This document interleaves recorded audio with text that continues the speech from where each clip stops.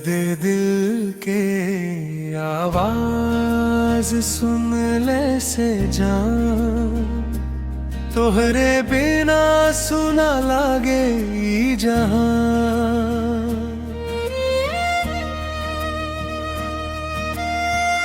आँखियन से बरसे हर रोज बरसा, कब आई बू बन के फिर से हम साथ। चांदनी रात में तो हर याद सतावे, दिलवा के हर धड़कन तो हर नाम गुनगुनावे। टूट गईल सपना बिखर गईल अरमान, तो हर बिना अधूरा बहमार जहां। दर्द दिल के आवाज पुकारे तो हैरान, लौट आ सजना दिल रोवे हमरा।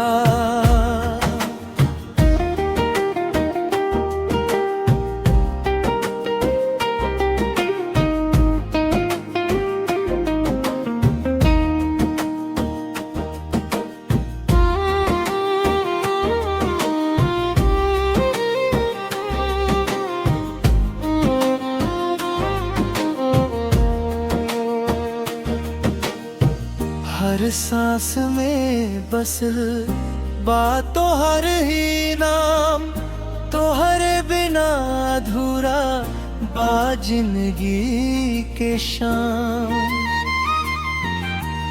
अतराह तकत तकत थक गईल नैना, कब आई बू बन के फिर से हमरे अपना। सूख गईल होठवा भिंज गईल अखियां, याद में तो हरे कटे ना रतिया। दर्द देते आवाज पुकारे तो हरा, लौट आ जा सजना बिगड़ के रोवे हमरा।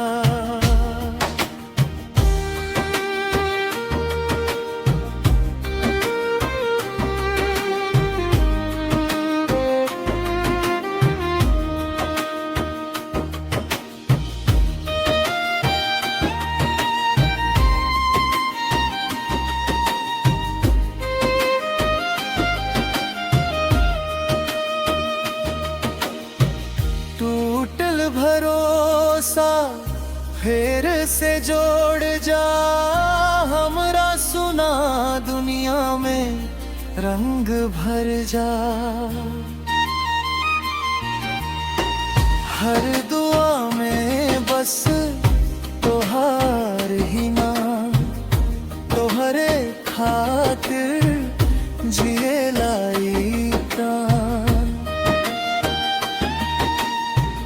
अगर किस्मत फिर मिलाई हमके, जन्म जन्म निभाइब तोहरे संग। दर्द दिल के आवाज सुन ले से जान, तोहरे बिना सुना लागे जहां। आजा लौट के हमार प्यार,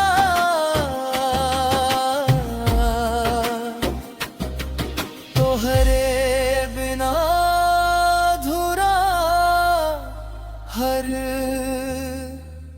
त्योहार।